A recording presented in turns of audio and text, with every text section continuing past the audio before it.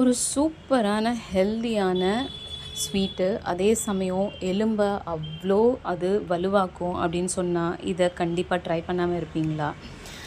இந்த ஸ்வீட்டை மாத்திரம் நீங்கள் உங்கள் குழந்தைங்களுக்கு, இன் பர்டிகுலர் பெண் குழந்தைங்களுக்கு பண்ணி கொடுங்க.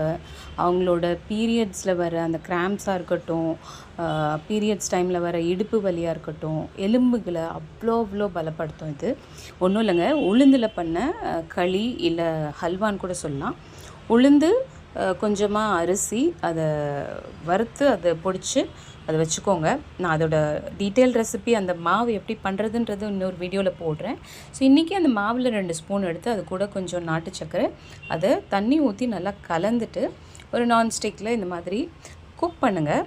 குக் பண்ணிவிட்டு அதுக்கப்புறம் லைட்டாக பிஞ்சு சால்ட்டு போடுங்க. அது அப்போ தான் அந்த ஸ்வீட்டை எடுத்து கொடுக்க அது ஹெல்ப் பண்ணும்.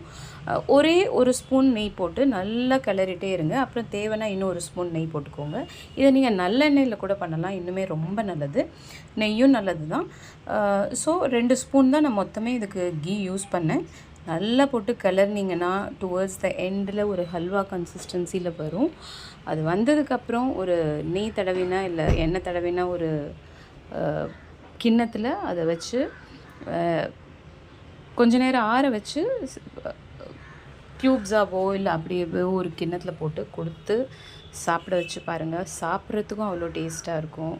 உடம்புக்கு இது அவ்வளோ நல்லது. ரொம்ப எலும்புகளை வலுப்படுத்துறதுக்கு, ஈவன் விமென்ஸ் பொதுவாக எடுத்துக்கலாம். குழந்தைங்களுக்குன்னு மட்டும் இல்லாமல் இதில் நாட்டு சக்கரை சேர்க்கறதுனால அவ்வளோ ஹார்ம்ஃபுல் கிடையாது. கொஞ்சமாக சாப்பிட்றதுல டெஃபினட்டாக தப்பே கிடையாது.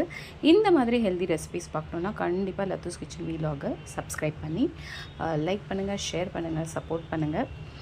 நிறைய ஹெல்தி ரெசிபிஸ் எனக்கு தெரிஞ்சது உங்களோட ஷேர் பண்ணுங்கள்.